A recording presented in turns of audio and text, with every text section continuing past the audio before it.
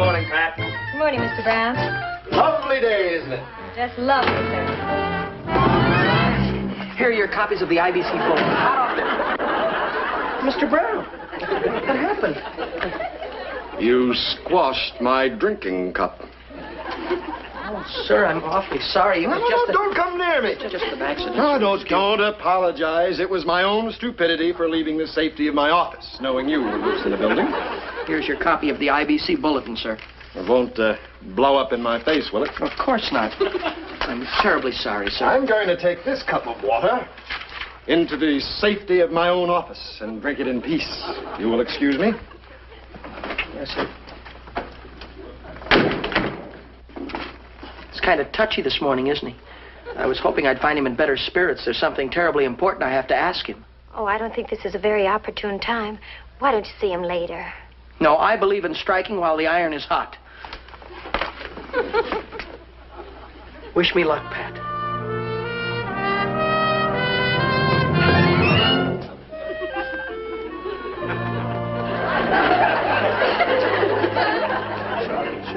One thing I must say for you, you're persistent. Well, I didn't know that you were standing. Let's face it, the world just isn't big enough for the both of us. Oh, I did so want to impress you today. I didn't want to do anything wrong. Today? What's so important about today? Well, Mr. Brown, I did want to talk to you about my future. Strange. I was just thinking about your future myself. You were, sir? Yes, whether you have one here or not. Oh, I believe I have one here. Have you read the latest edition of the IBC Bulletin? I was just attempting to read it when suddenly I was hit by a tidal wave. Yes, well, as editor-in-chief of the paper, I believe I've done an awfully good job. Have you read my editorial? That's impossible. I'm afraid your editorial went out with the tide. Well, if I may, I'll try and read it to you, sir. Your editor feels that when a page has given the network a faithful and loyal service for several years, it is time for him to be moved up in the organization. And I plan to speak to Mr. Brown about this today. That will be a real test of the power of the press. End of editorial. Why don't you just throw another cup of water in my face? Well, Mr. Brown, I feel as though I'm ready to be moved up in the organization. I've had my eye on the network newsroom. After all, I've worn gold braid for over a year. You're right, Mulligan. It is our policy to integrate our pages into the machinery of our network. We have laid out a full program to try to find the right niche for the right young man. I'm very happy to see that you're thinking along these lines. Well, sir, what do you think of my chances getting into the newsroom? Very good. If you have the qualifications.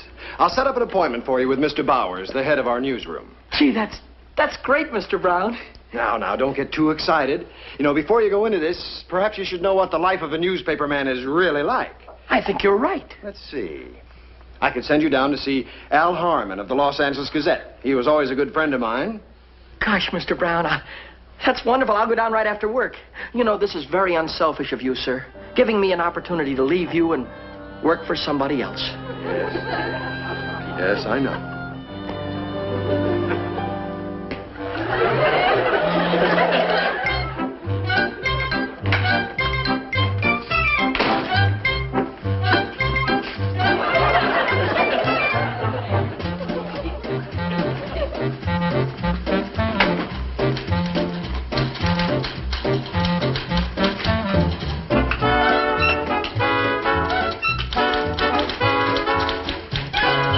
Pardon me, sir, but is this the news? Ow!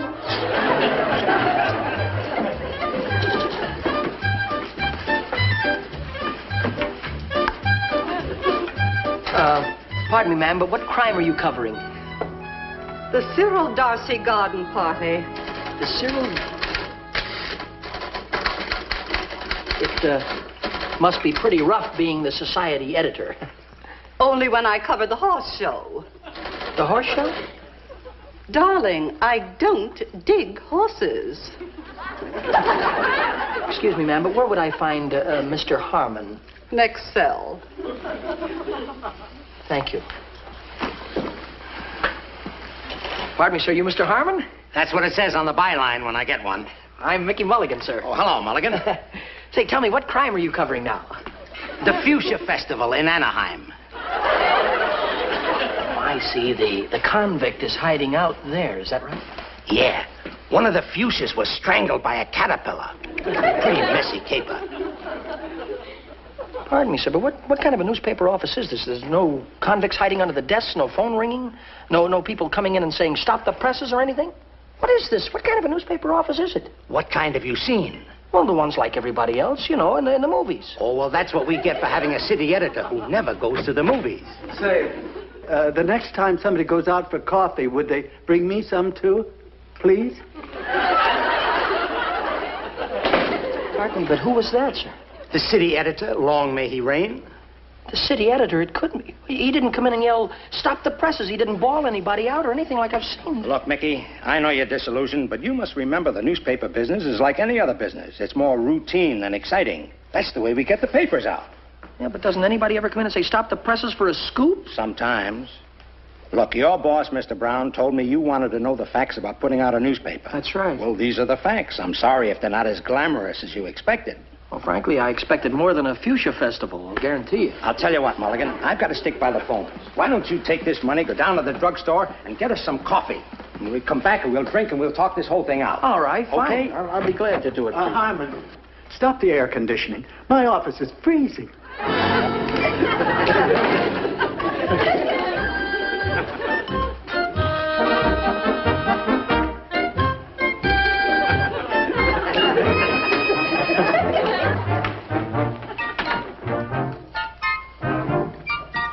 Say, Harmon, let's kill this story on the missing millionaire. It's old stuff. Well, the wire service handled it. They had a couple of tips that Wentworth was seen in the East. Yeah, and last week they had a tip he was seen boarding a bus in Omaha. He's been missing 3 months. Let's leave it that way. Okay, Chief, but it helps fill up the front page. Movie starlets aren't posing in bathing suits as much as they used to. Well, we'll print the weather report in larger type and quote another flying saucer story. Say, Chief, have you got a minute? I got a lot of minutes. I've already sent the last edition in. Maggie, Mac, come here a minute. Charlie, you're in on this, too. Now, Harmon, if you're going to suggest bridge, that's out. Did any of you ever stop to realize the movies are putting out a better newspaper than we are? Why shouldn't they? They've got Cinema Scoop. Did you see that kid that was just in here talking to me? When he walked in, he wanted to be a newspaper man. But after one look at us, all the glamour and excitement went out of it. We could arrange a massacre for him. Chief, we can't lose kids like this. That's the kind of young blood we need in this business. Remember our first days as reporters? That's what we were looking for, excitement. Time marches on. Why can't we put on a show for this kid? I've got the makeup. It might be interesting. I'll tell you what we can do. I'll call Marge on the phone.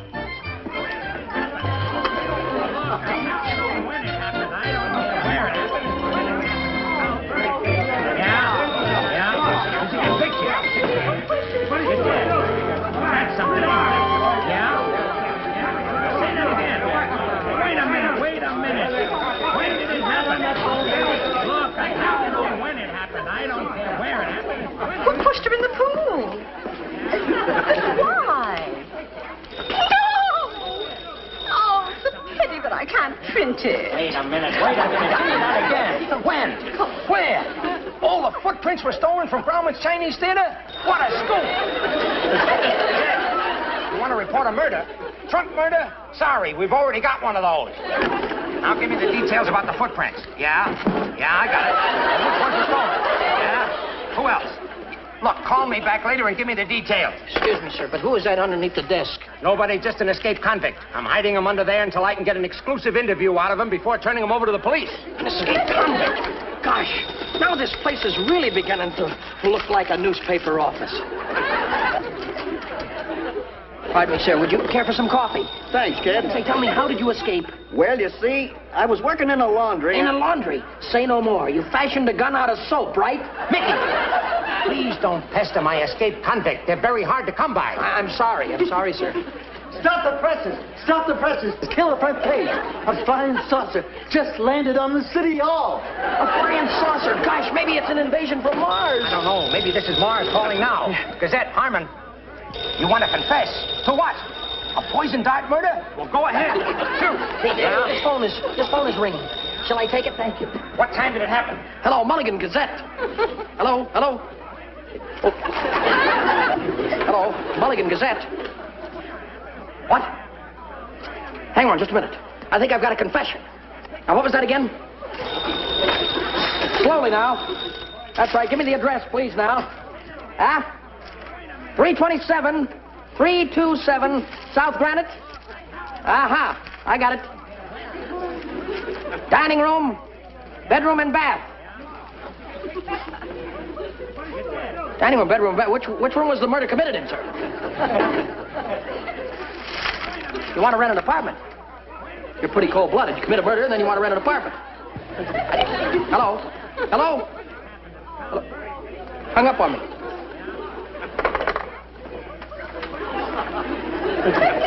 Wanted. That phone call was nothing important, just wanted to phone him for a want ad. And you let him get away? Mickey, do you really want to be a newspaper man? You bet I do, sir. Well, as you can see, we're all pretty busy around here. Now, here's a hot tip I want you to follow up for me. Oliver Wentworth, the missing millionaire. Yeah, we got a tip that he was seen boarding a bus in Omaha. Now, I want you to get right down to the bus depot and keep an eye open for him. Did the tip say he was going to arrive here? Well, if it was that simple, our city editor would handle it himself. Now, hop to it, Mulligan. And remember, a good reporter always gets his man. Yeah, always and gets Mickey, yes. Remember, the reporter's code. How, when, where. How, when, where.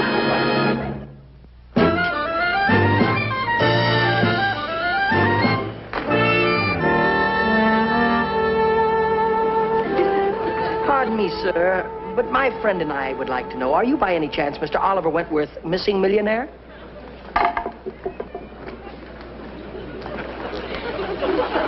I thought sure he was the one. You know, I hate to be a killjoy, but this is a phony tip if you ask me. Somebody must have been playing a trick on that reporter friend of yours. I think maybe you're right. Well, let's get over and cover the Fuchsia Festival.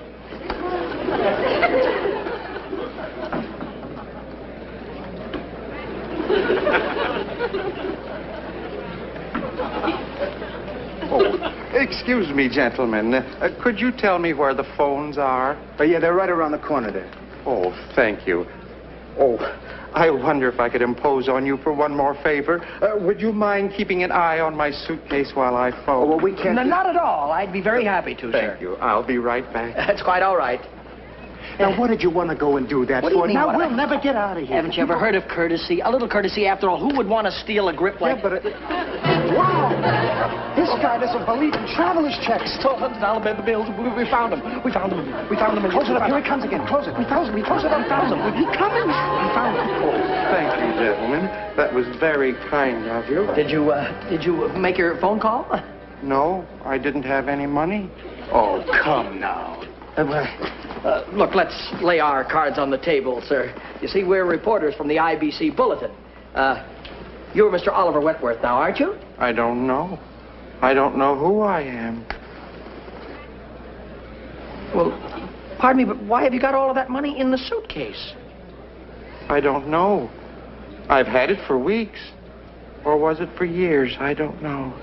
I was walking down the street one day and I realized I was carrying this suitcase.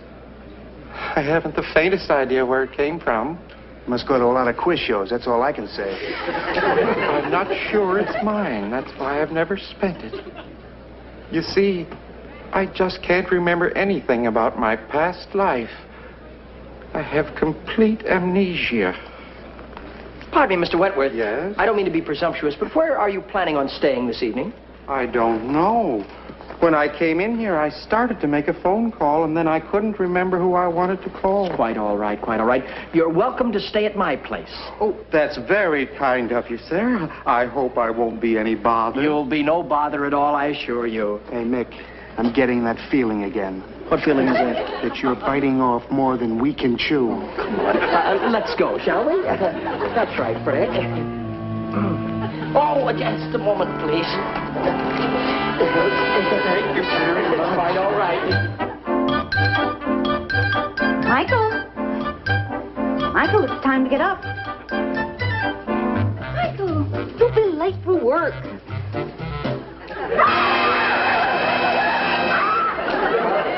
It's me.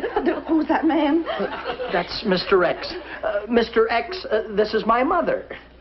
How do you do? How do you do?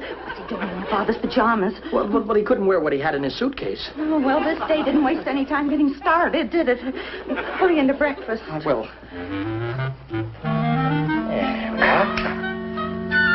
It was a delicious breakfast, Mrs. Mulligan. Thank you, Mr. X. Oh, are you sure Mr. Mulligan won't object to me smoking one of his cigars? Oh, no, it's quite all right. You see, Pop smokes a pipe, and he has the cigars for his guests. Oh, will Mr. Mulligan be having breakfast with us?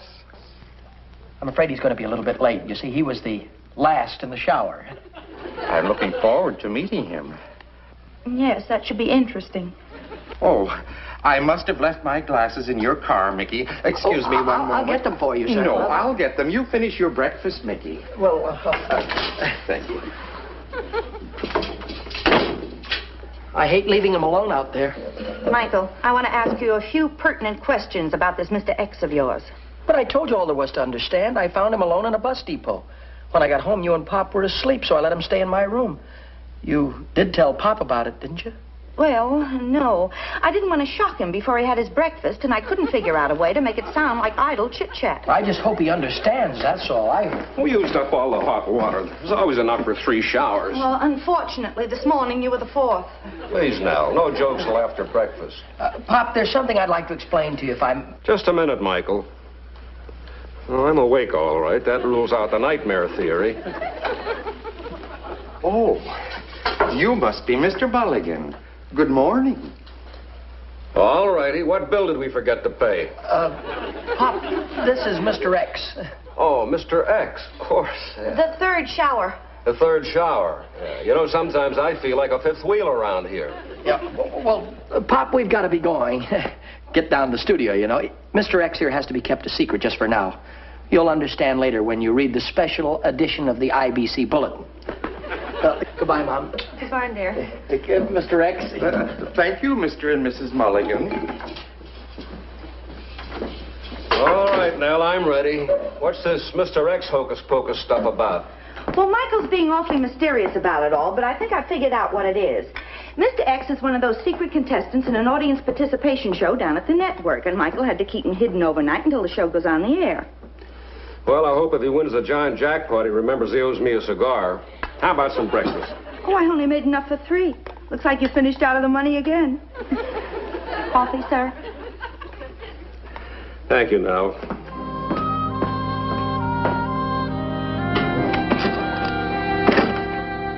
Well, there's your front page. Boy, wait until all the New York papers see this. Say, when am I going to meet this mysterious millionaire? It won't be long, Pat. Freddie's got him on a tour through the studio right now. Say, would you mind taking over for me for a while? I want to get my scoop on the 10 o'clock news. Well, do you think you should? Don't you worry about a thing.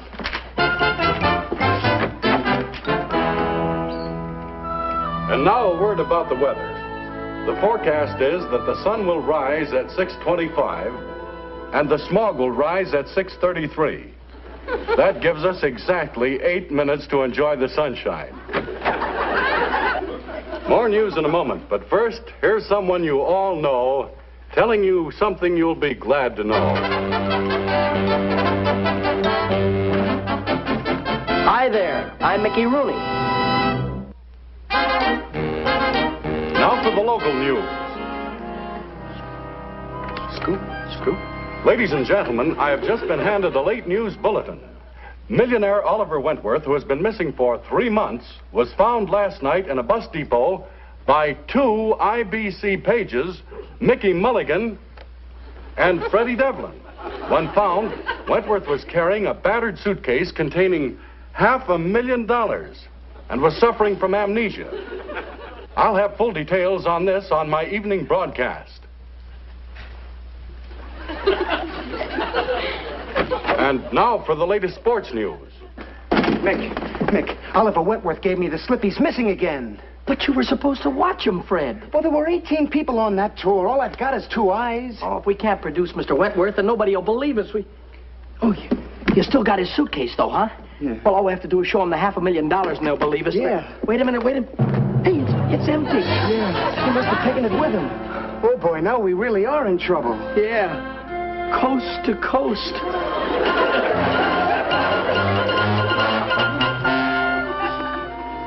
Well, believe it or not, we were in Mr. Brown's office for over an hour trying to convince him it wasn't a hoax, but we had no proof. Nobody would believe us. And then when we talked to the reporters, why, when they got through with us, you'd have thought that Freddie and me, we'd committed the crime of the century. I hate to sound like a Monday morning quarterback, Michael, but you should have told me all about this as soon as you brought Mr. X home. That was Mr. Oliver Wentworth. If you say it was Oliver Wentworth, I believe you. That goes for me, too. But all your mother and I can testify to is that a certain Mr. X slept in my pajamas, took my shower, and ate my breakfast. That's right, Michael. We were never introduced to a Mr. Wentworth. Just a mysterious Mr. X. Mr. Brown got orders from the brass to fire Freddie and me. Oh, Michael, they wouldn't. Oh, wouldn't they? We turn in our uniforms tomorrow morning. Just a minute. Nobody fires Joe Mulligan's son while I have anything to say about it.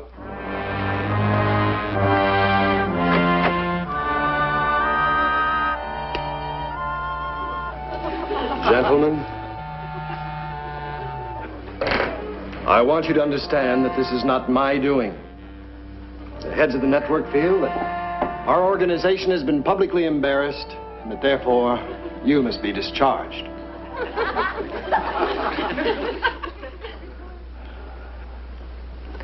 I'll turn in my insignia. Oh, I don't believe that's necessary. My aiguillette? Now, just a minute. This is not a court-martial. Here's my pass key, sir. Yes, I'll give you my pass key and my parking pass, Mr. No, Brown. stop that, fellas. Let's forget the dramatics. You don't have to try to make me feel bad about you being fired. I feel bad enough already. Come in. Oh, Charles. Sorry I'm late. I got tied up with a feature story. Thank heavens you got here, Al. We've just been having an amateur production of the Kane Mutiny. Mickey, Freddie, I feel partly responsible for you fellas losing your jobs. After all, I sent you on that wild goose chase. That was no goose chase, sir. All right, all right. Anyway, I've arranged for you fellas to go to work for the Gazette. The Gazette? You mean after the way we messed up that big scoop, you still want us to become newspaper men? Why not? As my old city editor used to say, good newspaper men aren't born, they're driven to it. I suppose we'll have to start by covering the Fuchsia Festival? Not quite that high up. You'll start at the circulation department. And remember, no more imaginary millionaires. Oh, just a minute, sir. We really did... They've convinced me, Fred. There was no such person as Oliver Wentworth. We just imagined it. Oh, I'll buy that. We just imagined it. Come in. Pop! Mr. Brown, may I interrupt your firing my son and Freddie long enough to introduce you to Mr. Oliver Wentworth? You're Wentworth? Yes, I'm sure of that now, thanks to Mickey and Freddie. I've spent the last day tracking down my past, and now I know who I am. Pop, where did you find Mr. Wentworth? He came back to the house to thank you for what you'd done and to pick up the $500,000 he took out of the suitcase and hid under your mattress. Under the mattress? No wonder I didn't sleep so well last night. Boys, it looks like we owe you an apology. I'm sure your old jobs are waiting for you if you want them back. Hello, Gazette. Give me the copy desk, quick. Mac, Harmon, stop the presses. The missing millionaire, Oliver Wentworth, has just shown up and substantiated the story of Mickey Mulligan and Freddie Devlin, who found him in the bus depot night before last. It was no hoax. And don't forget, the International Broadcasting Company got that scoop on the air first. You got that, Mac? Okay. Oh, Mac, I want the byline to read, Mickey Mulligan and Freddie Devlin. To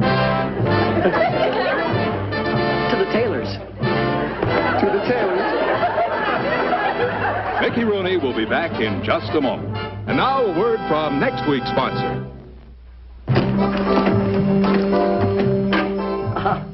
That was the good word from the great sponsor who will bring you my next show. Be with us then, won't you, friends? Incidentally, this is the latest edition of the IBC Bulletin, which tells all about how Fred and I decided to keep our jobs at the network and how Mr. Wentworth was very appreciative for what we did for him and gave us each a $100 bill. Here it is, too. Pop always told me that money wouldn't last long with me, that it would burn a hole in my pocket. Well, I don't worry about that.